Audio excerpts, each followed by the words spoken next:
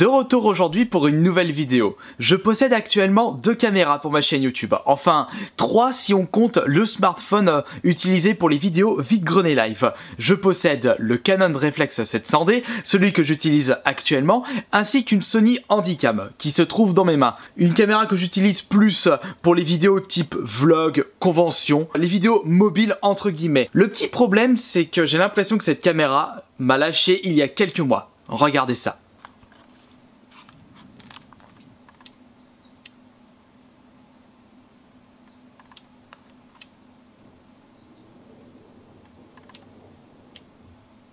Et malgré plusieurs recherches sur internet, impossible de trouver la solution à ce problème. Adieu Handycam, tu vas nous manquer.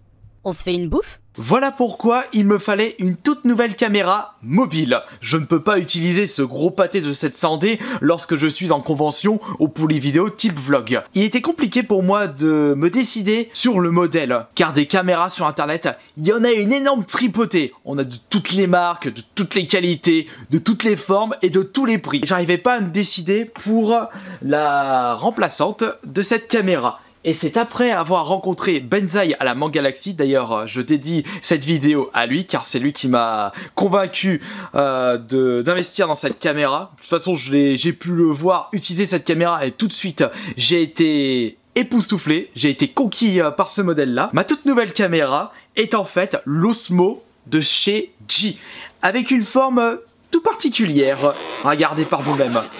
Voilà à quoi ressemble la caméra. En effet, c'est assez particulier. Ça change de ce genre de caméra. Et c'est en fait une caméra stabilisateur 4K. Si vous désirez plus de renseignements par rapport à sa fiche technique, à son prix et tout ce qui va avec, j'ai mis dans la description de cette vidéo un lien Amazon direct. Comme ça, vous n'aurez pas besoin de chercher sur internet et surtout de savoir quel modèle je vous ai présenté. Après avoir bidouillé un petit peu ce matos-là, je peux vous faire une petite vidéo explicative. Voilà à quoi vous attendre lorsque vous achetez cette caméra.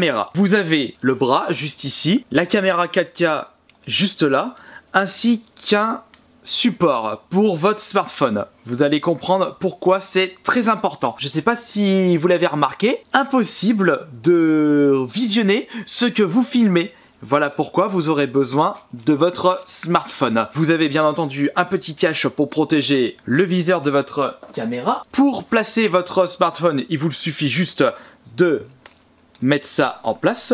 Tac, c'est tout simple.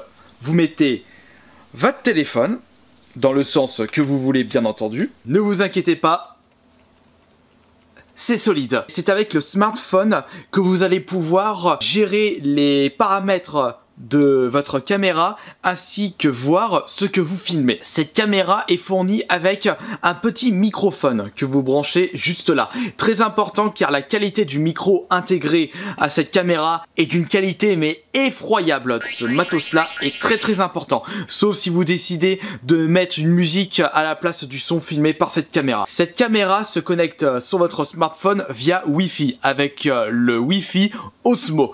Ensuite, il faudra préalablement télécharger l'application Osmo. Après ça, vous pourrez commencer à gérer les paramètres et filmer et voir ce que vous filmez avec votre smartphone. Vous n'avez qu'à allumer juste ici. Il faut bien entendu enlever les sécurités de votre Osmo. Voilà, hop. Grâce à tout ce petit matériel, cela va vous permettre de filmer des plans sans qu'il y ait trop de turbulences. Et de ce fait, vous aurez moins la gerbe en visionnant les plans filmés avec ce Osmo. Par contre, il va falloir que je connecte mon portable. Dès que cette chose est faite, vous n'avez plus qu'à appuyer sur l'application G Go. Ensuite, vous allez dans la section caméra, équipement caméra, et vous pouvez visionner ce que vous filmez. Et d'ailleurs, on va faire un petit test tout de suite. J'ai juste à appuyer ici pour filmer, ou alors vous pouvez passer par votre téléphone, et ça c'est classe, et ça filme. Donc vous parlez en même temps, vous faites des tests, et vous vérifiez bien que tout est bien mis en place, que le son fonctionne parfaitement. Et regardez, je vais bien bouger, et vous pouvez constater que les plans restent droit, assez droit, malgré les mouvements. Et c'est ce petit principe-là qui m'a poussé à acheter ce petit matériel. Après, c'est vrai qu'il y a un certain poids au niveau du bras de la caméra, mais ça reste nettement moins pire qu'un Canon. Après, comme vous avez pu le constater, cette vidéo ne rentre vraiment pas dans les détails, sachant que je ne suis pas un spécialiste dans le milieu high-tech. Je suis vraiment là pour vous donner les règles de base concernant l'utilisation de cette caméra. Il y a plusieurs paramètres à bien prendre en compte dans les menus sur le smartphone. C'est par exemple... Ça, c'est quelque chose qui est très important, c'est le niveau d'enregistrement du son. Car en n'ayant rien touché à cette caméra, j'ai trouvé que mes premiers plans étaient beaucoup trop saturés. Donc vous allez dans Mic Control et vous baissez, vous augmentez. Bon, je ne vais pas faire un ASMR, donc ça sert à rien que je mette à 50, 80. Je pense que 15-20 dans des endroits un petit peu bruyants, c'est très bien. Car sinon le son a tendance à vite saturer. La qualité de vidéo. Car ça sert à rien pour vous de filmer en une qualité 4K si vous pouvez pas travailler ceci sur votre PC. Et c'est ce que je fais actuellement. Donc pour cela, vous allez dans vidéo résolution et vous sélectionnez la résolution de la vidéo. Cette caméra peut filmer, donc comme je disais, en 4K, en 50 fps, en 25 fps. De mon côté, j'utilise 1920, 1080, 25 fps. Il faut savoir également que plus la qualité de tournage sera haut, plus ça va être gourmand en ce qui concerne l'espace utilisé. Et d'ailleurs, en parlant d'espace, ce petit matériel utilise un micro SD qui se trouve sur le côté de la boule, si on peut l'appeler ça comme ça. Vous pouvez bien entendu utiliser un autre appareil pour la prise de son et comme vous pouvez le constater, c'est vraiment un très joli matériel. Vous pouvez également à travers les options améliorer les couleurs, faire du noir et blanc. Vous avez même une fonction slow motion. Je ne l'ai pas encore assez utilisé pour vous donner un véritable avis objectif. Ce que je peux vous certifier, c'est que je suis extrêmement satisfait de cet achat car j'ai pu l'utiliser durant des tournages privés, familiales, et on a été extrêmement satisfait de la qualité rendue par cette caméra 4K. Et je pense que je vais également l'inaugurer pour le Paris Games Week. En ce qui concerne la durée de vie de la batterie, chargée, vous pourrez l'utiliser pendant 3-4 heures. Une durée de vie assez convenable. Quelque chose que j'ai oublié de vous présenter, c'est ce petit joystick.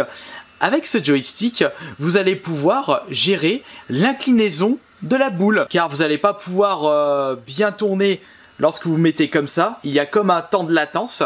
Si vous voulez bien filmer le bas, il faudra utiliser le petit joystick. Je vais tourner et je vais vous montrer ça. Donc je vais lancer une vidéo. Et regardez par vous-même. Je vais tourner l'objectif de la caméra.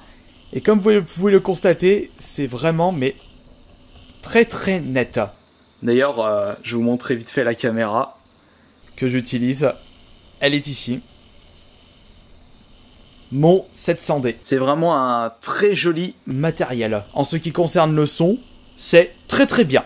Il suffit juste de bien gérer ceci dans les options pour éviter un son saturé. Donc j'espère que cette petite vidéo présentation vous aura plu et on se retrouve demain pour la prochaine vidéo. Salut!